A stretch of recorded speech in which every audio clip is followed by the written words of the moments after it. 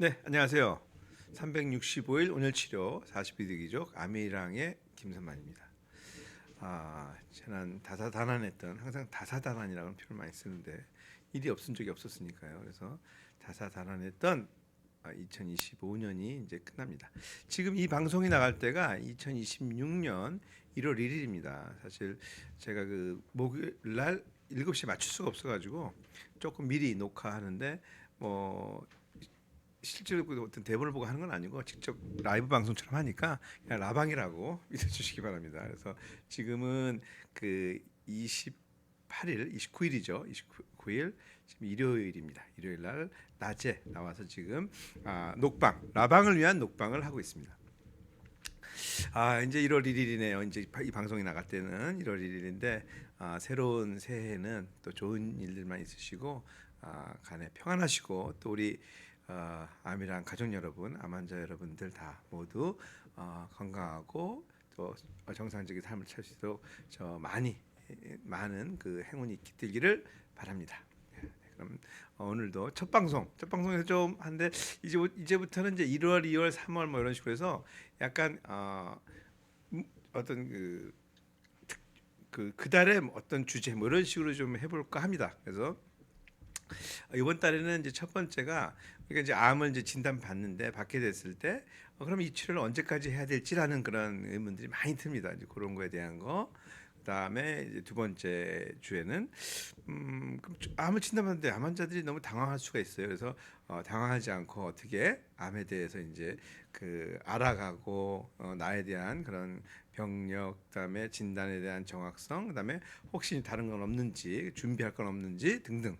에 대한 거. 그다음에 세 번째 주에는 뭐 환자도 있지만 보호자도 있잖아요. 그래서 보호자들이 어떤 식으로 이제 그 대처하고 행동해야 되는지 도움을 줄 수 있는지에 대한 그런 식으로 해서 이번에는 이제 암을 언제까지 치료할 것이냐, 환자로서 처음 진단됐을 때 어떻게 대처하고 보호자의 대처 방법 어떻게 되느냐 등에서 시리즈로 한번 해보도록 하겠습니다. 그래서 오늘은 2026년 1월 첫 번째 시간으로 암을 진단받는데 이거 언제까지 치료해야 돼? 라는 그런 질문이 들 수가 있거든요. 그에 대해서 얘기 드리도록 하겠습니다.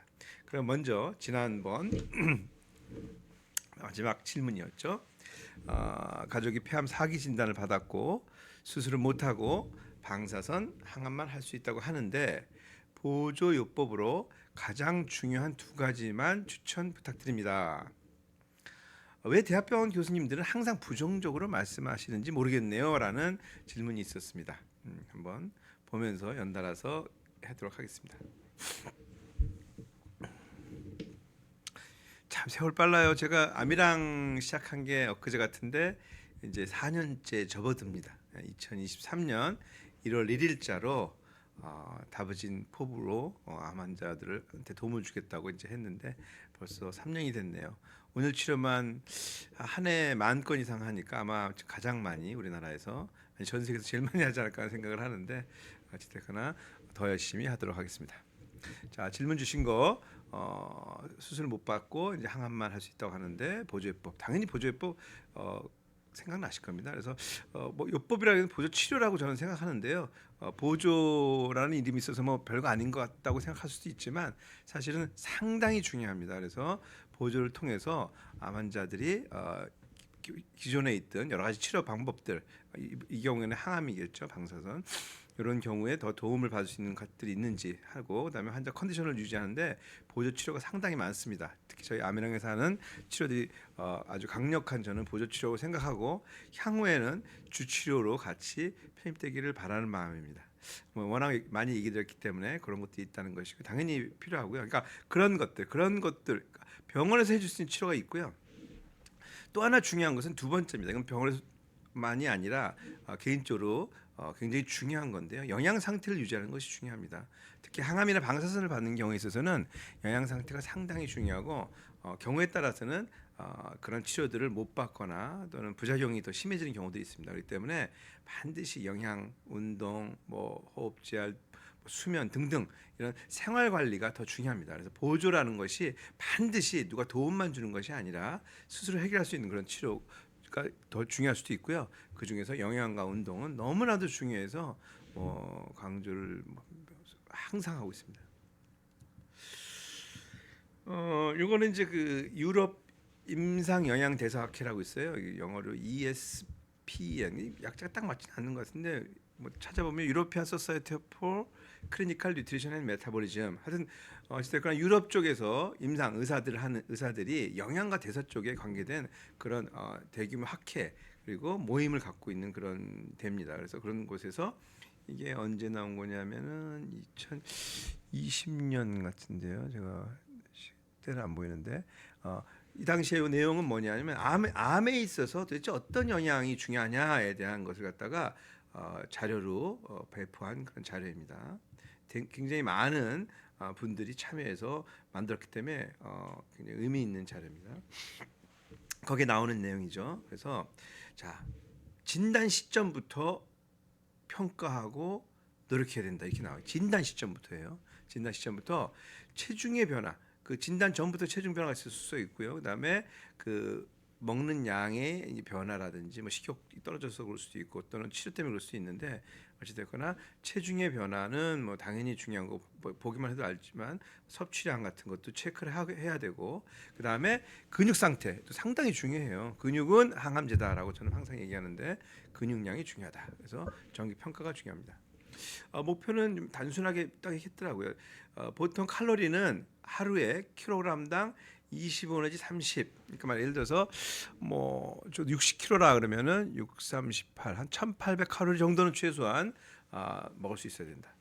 근데 사실 이게 먹을 수 있다는 거지 췌장암이나 위암 이런 분들은 암 자체 때문에 못 드시고요. 또 치료 과정 중에 뭐 수술을 한다든지 뭐 아니면 항암을 할 때 항암으로 인한 여러 가지 부작용 때문에 이런 칼로리를 충족 못하는 분들이 있어요. 그래서 먹을 수 있으면 먹는 거고 만약에 안 된다면 다른 영양제로 보충할 수 있습니다. 그래서 여러 가지 이제 최근에 나왔던 뭐 먹는 물약 영양제들도 있고요. 그 다음에 정맥 주사로 할 수도 있습니다. 병원에서. 그래서 반드시 뭐 먹어야만 되는 건 아니니까 중요한 것은 영양 상태를 유지하는 것이 중요하다. 왜? 치료를 계속 잘하기 위해서예요. 치료를 하는데 치료에 못 이기고 치료를 하는 부작용이 너무 생겨서 치료를 못 받는다면 그것은 너무 안타까운 일이잖아요. 그래서 반드시 칼로리를 맞춘다. 또 더 중요한 것 중에 하나가 같이 중요한 것이죠. 단백질량이 충분해야 돼요. 그래서 이거는 킬로그램당 1g 이상, 가능하면 1.5. 예를 들어서 60kg라면 적어도 60g이나 90g 정도까지 좋다 이런 것이죠. 물론 이제 환자의 체형이나 상태에 따라 좀 다르긴 하지만 기본적으로 권장되는 것이 그리고 암에 있어서 권장되는 그런 기준입니다. 여기에 그래서 유럽 임상 학회에서 영양학회에서 이제 권고한 거고요. 굉장히 명확하게 제시하고 있습니다. 운동 재활은 뭐 많이가 아니라 자주 짧게 안전하게. 이거 굉장히 중요한 말이죠. 그러니까 할 수 있을 만큼 안전하게 하는 뜻이에요. 그래서 막 힘들다고 항암했다고 막 누워 있고 아무것도 안 하고 먹지도 않고 이런 분들은 항암 문제로 인한 그런 부작용만 받게 되고 결과적으로 치료과는 별로 못 얻을 가능성이 높습니다. 그리고 항암하면서 중간 중간에 환자 상태가 안 좋으면 항암 받지도 못하거든요. 그렇기 때문에 반드시 반드시 좋은 거를 드셔야 되고요. 그 다음에 운동, 걷기, 최소한 걷기 정도는 아무리 힘들더라도 해야 된다. 나중에는 근육이 빠져가지고서 걷고 싶어도 못 걸어요. 저희 암이랑에 철칙이 있습니다. 걷지 않고 먹지 않는 환자는 치료 안 해줍니다. 제가. 그렇기 때문에 물론 이제 드물게 어쩔 수 없이 못 걷는 분은 치료를 하지만 처음 노력을 해도 안 되는 경우. 근데 처음부터 그냥 막 누워 있고 뭐 안 돼요. 저희는 밥도 안 갖다 드려요. 올라와서 드시거든요. 그러니까 그만큼 활동과 영양 상태가 암 치료를 지속하는 데 너무나도 중요하다는 그런 의미입니다. 그래서 이것이 그런 보조요법 중 스스로 할 수 있는 것이 굉장히 중요한 거라고 저는 생각합니다. 네, 교수님들이 늘 부정적으로 그러니까 고주파균 치료, 고용량 비타민 C, 뭐 감소 이런 것들에 대한 것을 아마 부정적으로 얘기하시는 거 얘기하는 것 같아요. 교수님들이 뭐 일부러 그러시겠어요. 상황이 여의치 않아서 그런 것 같습니다. 그래서 당연히 환자나 가족 입장에서는 내가 나의 그 생명을 위해서 여러 가지 준비해서 갔는데 설명을 드렸는데 그냥 딱 잘라서 안 돼요. 쓸데없지 않으세요. 그것 때문에 더 나빠질 수 있어요. 항암하기 싫어요. 뭐 이런 식으로 너무나도 어떻게 보면 가학적이고 폭력적인 언어를 쓰시는 경우도 간혹 있습니다. 간혹. 근데 어떻게 보면 이제 제가 뭐 대변할 건 아닌데 어떻게 본다면 이게 어쩔 수 없는 게 있어요. 환자 우리 교수님들은 설명을 해서 이제 어떤 본인이 알고 있는 그런 것들을 설명해서 그 중에서 환자와의 그 소통을 통해서 치료를 해 나가야 되거든요. 그러니까 설명의 의무가 있고요. 그 다음에 이제 이게 통계에 의존하는 경우가 많아요. 어쩔 수 없이 뭐 몇 퍼센트다 몇 퍼센트다 그러다 보니까 그 개인 차를 갖다가 고려하기가 쉽지가 않으세요. 개인 차를 고려해 버리면 이게 교수님들이 얘기하기가 어렵거든요. 더더군다나 그 짧은 시간이기 때문에 그래서 어떤 평균으로 자꾸 얘기하다 보니까 하고 또 본인들이 아는 내용밖에 얘기를 할 수가 없기 때문에 근데 그거를 짧은 시간에 설명하다 보면 또 이해하려고 하다 보면 자꾸 밀리거든요. 우리나라 같이 이렇게 그 진료 시간이 너무 짧은 경우에 있어서는 그리고 또 경우에 따라서는 너무 이제 그 긍정적인 얘기만 해주면 나중에 좀 너무 오해의 소지가 있을 수 있거든요. 그러니까 본인도 잘 모르기도 하고 해서 뭐 예를 든다면 불필요한 거를 막으려는 그런 좋은 뜻에서 했는데 이게 너무 부정적인 얘기를 표출되다 보니까 환자나 가족분들이 상처를 받는 경우들이 꽤 있었던 것 같습니다. 그리고 아까 뭐 얘기했지만 진료 시간이 너무 제약이 돼 있어요. 그러면은 교수님이 아는 치료에 대해서 설명하기도 시간이 안 되는데 이렇게 막 보조요법에 대해서 물어보고 하면은 이게 좀 교수님들 입장에서 인간인지라 좀 차갑게 표현되는 수들이 있습니다. 그래서 이런 몇 가지 이유 때문에 부정적으로 느껴지는 게 아닌가 생각이 되고요. 그래도 그나마 최근에는 많이 개선되는 것 같은데 조금 더 하고 만약에 좀 안 된다면 저희 같이 이제 아미란 것 같이 저희는 시간이 좀 충분히 많거든요. 제가 환자를 많이 못 봐서 그런지 몰라도 하여튼 충분한 시간 동안 봐드릴 수 있으니까 뭐 한 20분이건 30분이건 충분히 도움을 드릴 수 있는 대화를 나누도록 하겠습니다. 그래서 교수님들 뭐 부정적인 거 이해가 가지만 안타깝습니다. 하지만 그런 경우에는 또 너무 교수님들하고 부딪히지 마시고 오셔서 저희한테 물어보시면 저희가 아는 범위 내에서는 가르쳐 드릴 거고요. 모르면 저희도 찾아봐야 돼요. 뭐 저희가 다 아나요. 그래서 하여튼 같이 참여해서 우리 환자, 보호자 또 의료진이 같이 한다는 마음으로 암이랑이니까 하도록 하겠습니다. 자, 그럼 오늘 본론으로 돌아가서 사실 그 암을 진단받게 되면 이게 암 치료 알아요. 뭐 몇 퍼센트란 얘기도 들었고 뭐 스티브 잡스도 얘기도 받고 주변에 암 환자들이 너무 많습니다. 1년에 한 30만 명 가까이 이제 발생하고 있고 치료받는 환자만 100만 명이 넘으니까 그래서 그런 굉장히 흔한 질환인데 내가 만약에 암이 됐을 때 그러면 제일 먼저 드는 게 굉장히 낙담하고 실망하고 뭐 두렵고 그러죠. 근데 그걸 떠나서 이제 그거 지나다 보면은 시간이 지나면 또 이거 언제까지 해야 돼? 하다 보면 뭐 하루 이틀이 아니니까 이게 언제 끝날지 마라톤 같은 상황이기 때문에 그런 부분들이 많이 궁금하시지 않을까 생각이 돼서 제가 이제 몇 가지 뭐 이걸로 암 치료를 딱 언제까지 해요는 아니지만 이런 치료 과정이 있을 것이다라고 한번 얘기 드리도록 하겠습니다. 깨끗이 안 보이니까 제일 먼저 하는 질문인데요. 사실은 이제 그 환자 상태에 따라 좀 다릅니다. 그러니까 어느 정도까지 가능한 예측 가능한 그런 정도고 그다음에 뭐 수술이 가능하다든지 아니면 뭐 전이도 좀 덜 됐다든지 이러면은 완치라는 표현은 없고 사실은 관해 그러니까 관해 쪽으로 이제 가는 걸 하고요. 그다음에 이제 치료가 어느 정도 된 다음에는 이제 재발 방지 쪽에 이제 주안점을 줄 수가 있고요. 그다음에 이제 어떤 경우에는 그냥 관의 목적보다는 이제 어떻게 보면 지연, 조절 뭐 이런 거죠. 그러니까 삶의 기간을 좀 연장하는 그런 목적인 경우도 있고요. 또는 말 그대로 증상 완화만 통증도 좀 조절하고 이런 그런 경우도 있습니다. 그래서 환자의 상태, 병기 또는 이제 그런 정도에 따라서 좀 목표가 다르기 때문에 딱 암치료 언제까지 이런 건 없습니다. 그래서 상황에 따라 좀 다르다. 그래서 이제 치료 단계에 따라 다른데요.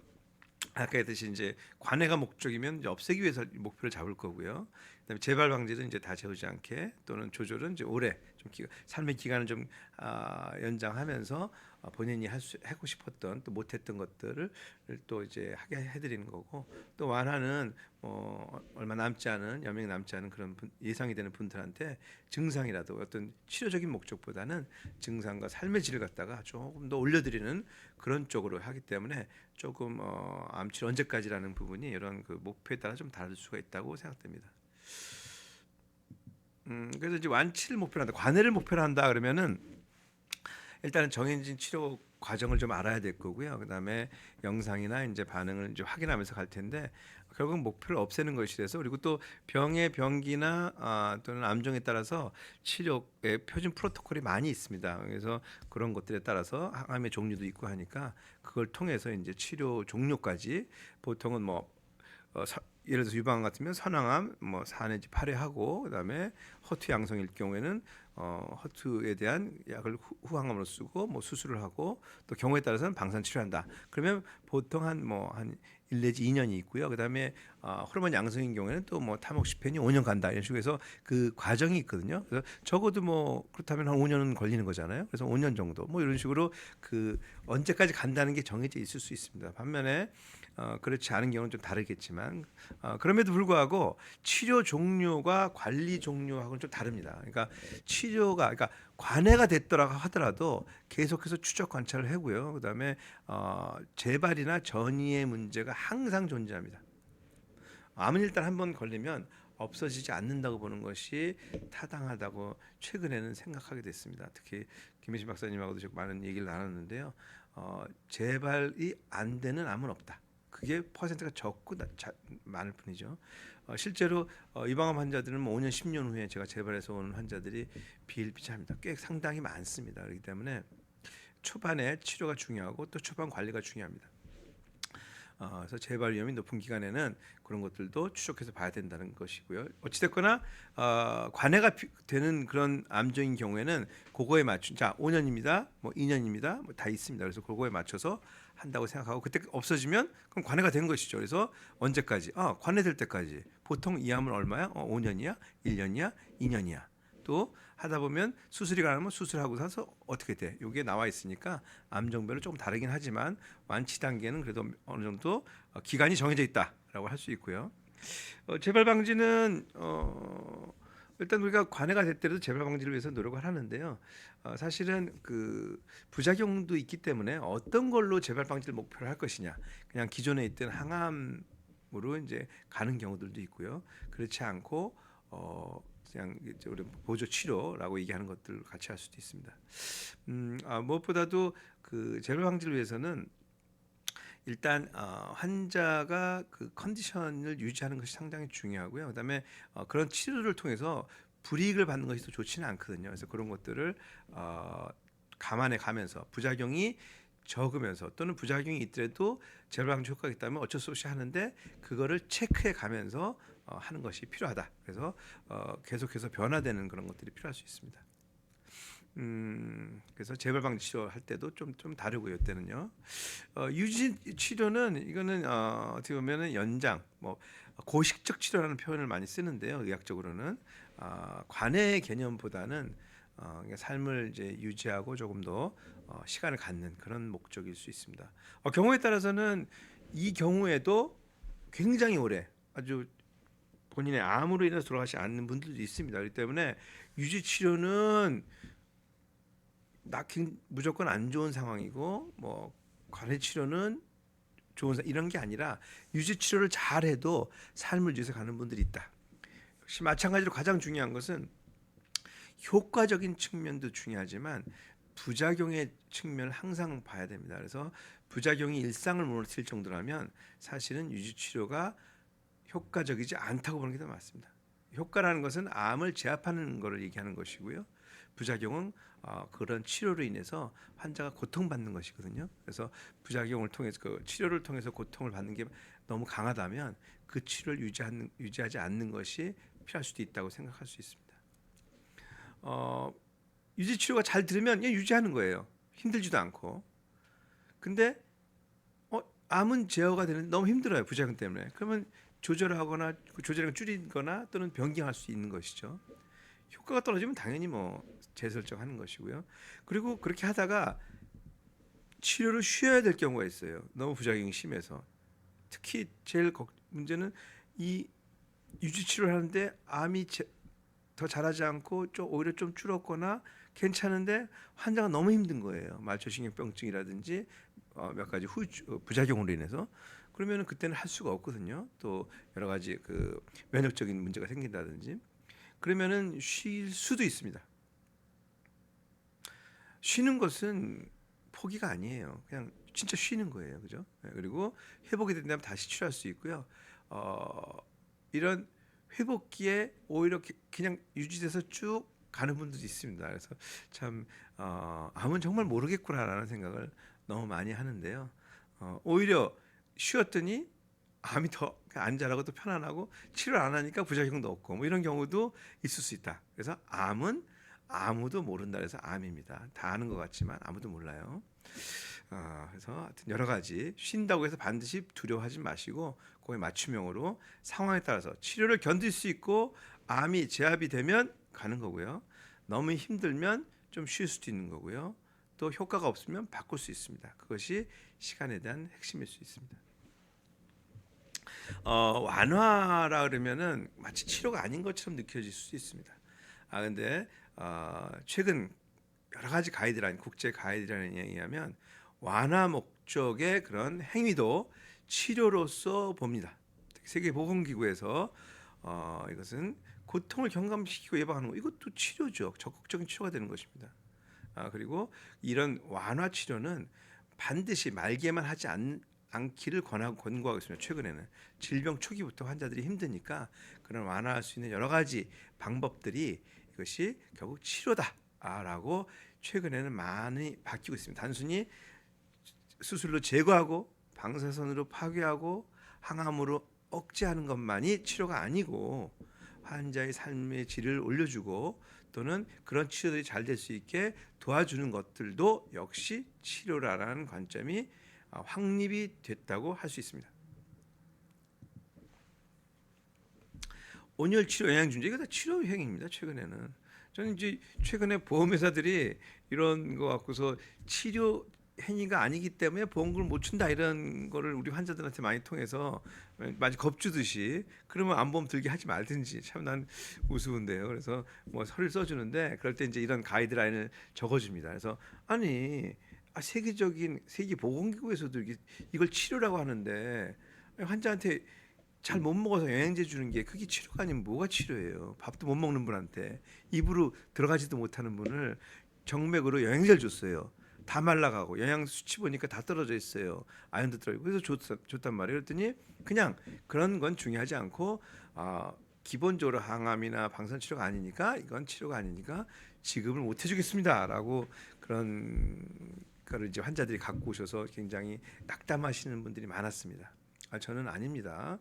자, 말기암 환자가 더 이상 치료가 없는 분 또는 관해가 됐더라도 너무 어려운 상태에 있는 경우에는 그 상황을 그 증상을 해결해 주는 것도 치료입니다. 저는 그렇게 생각합니다. 임상이라는 거를 좀 많이 하세요. 또 이제 우리가 치료하다 보면 치료제가 없는 경우들이 있거든요. 그래서 이제 임상에는 뭐 이렇게 일상 이상 많이 들어보셨을 거예요. 그래서 임상을 많이 하시는데 뭐 어떤지 알아야 좀 하실 것 같아서 보통 이제 일상은 그러니까 임상이 있고 비임상 뭐 전임상 과연 전임상이라는데 비임상은 동물 실험이고요. 임상은 말 그대로 사람을 대상으로 한 실험입니다. 그래서 이런 일단 사람을 대상하기 전 실험에서 이제 어느 정도 효과와 안정성이 있으면 동물 실험에서 이제 사람을 대상으로 시작을 하는데요. 주로 일상은 주 목표가 효과를 볼 수도 있지만 일단 참여자, 그러니까 환자 수가 적고요. 그다음에 주 목표가 이 약이 안전한가, 어떤 용량까지 쓸 수 있는가, 어떨 때 부작용이 나타나는가, 이런 것들을 보기 위한 게 일상입니다. 사실은 조금 상수가 올라가는 걸 하는 게 환자 입장에서 좀 유리하겠죠. 그럼에도 불구하고 뭐 치료가 할 게 없다면 뭐 일상을 선택하는 경우도 있습니다. 많은 분 연구기관에서 일상부터 시작해야죠. 그래서 그 이상은 그렇다면 이제 안전한 것 같아. 어느 정도 부작용도 어느 정도까지 쓰는 건 문제 없을 것 같아. 그다음에 이게 유효성이 어떻게 나타나지 하면서 어떤 암종별로 좀 특이하게 초기 유효성 신호를 보는 거, 그리고 그러면서 또 추가 안전성도 확인하는 것이 이상이고요. 여기서 이제 어느 정도 그래 이거 효과가 있네 이하면서 어느 정도 그러면 좀 더 이건 좀 규모가 아주 크지는 않았으니까 일상보다는 컸지만 좀 더 크게 또는 이제 국제적으로 한번 해볼까 하면서 하는 것이 이제 삼상입니다. 삼상은 좀 일단 명수가 많다. 그다음에 그냥 저기 대조군 실험이라 해서 이제 하고 유효성 안전성을 좀 더 명확히 하려고 하는 것이고 이렇게 됐을 때 우리가 이제 어떤 규제 기관으로서 승인을 받고 판매까지도 될 수 있는 그런 과정이 되는 것이 보통 삼상입니다. 그럼 삼상 정도만 돼도 물론 시판돼서 약이 나옵니다. 나오는데 그러고 나서도 실제로 그 여태까지는 임상한 건데 실제 우리가 치료하는데 정말로 장기적으로 안전한 거야 이거?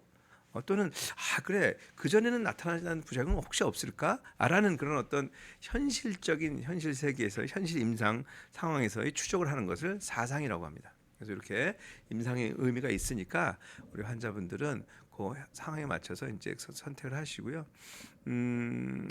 사실은 더 이상 치료가 없다 그러면 이런 임상을 선택할 수도 있는데 기본적으로는 환자 상태가 더 중요합니다. 임상 시험을 하는 것도 중요하지만 내 상태가 이런 시험 대상이 돼도 되는 것을 아는 것이 더 중요하지 않나 생각이 되고요. 그래서 무조건 임상을 한다기보다는 그 임상이 목표가 뭐지? 이게 제대로 됐는지 뭐 독성은 없는지 이 임상 말고 다른 건 혹시 없을까?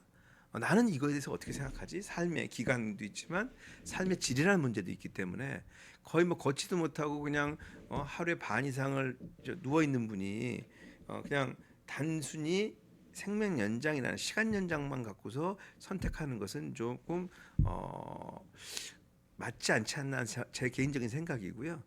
그럼에도 불구하고 환자 입장에서는 조금 더 생명 연장이 중요하니까 그래서 조금 더 그 판단 가치가 충분할 때 이런 것들을 하는 것도 좋지 않나. 옆에서 또 환자의 그런 마음도 중요하지만 주변에서 또 책임 있는 보호자들이 같이 판단을 해주셔야 됩니다. 그래서 정말 이 임상이 지금 이 환자한테 본인한테 적합한지 그리고 다른 대안은 없는지 단순히 내가 실험에 참가만 했지 독성 실험에 참가만 하고 내가 더 나빠지는 건 아닌지 등등을 판단해야 됩니다. 여기 이제 그 23년에 나왔던 내용인데 삶의 마지막에 이제 어떻게 됐냐를 본 건데 이거가 있죠. 굉장히 암 저널에 실린 겁니다. 그랬더니 전신 항암 치료를 이제 하는데 말기암 환자에서도 이제 하는 경우가 있었다는 거예요. 그래서 이런 경우에는 오히려 더 해가 될 수 있었다라는 그런 경우도 합니다. 그리고 경우에 따라서 이제 암 환자의 상당수 뭐 25, 한 반 가까이 사망 30일에 저기 항암제를 맞았던 거예요. 그래서 이게 정말로 맞는 건지 의문을 제기하고 조금 더 우리가 신중하게 접근해야 되니까 30일 내에 사망했다면 오히려 안 맞은 게 낫지 않았을까 하는 저는 생각이 들거든요. 그래서 환자의 상당 이 논문에 의하면 환자의 상당수가 20에서 50% 거의 경우에 따라 50% 가까이 여러 논문을 비교한 것 같아요. 그랬더니 그러고 나서 30일에 죽었다 이 뜻이에요. 그렇기 때문에 정말로 마지막 순간에 항암제가 도움이 될 것이냐 이것은 생각해볼 여지가 있다고 생각합니다. 요거는 이제 작년에 24년 재작년이죠. 24년 말기암 환자에 대해서 요건 좀 MD 앤더슨 굉장히 제일 유명한 암센터죠. 그래서 2015년에서 19년 한 5년간에 걸쳐서 진행성 고형암 뭐 여러 가지 암이었던 것 같습니다. 뭐 대장암 여러 가지였죠.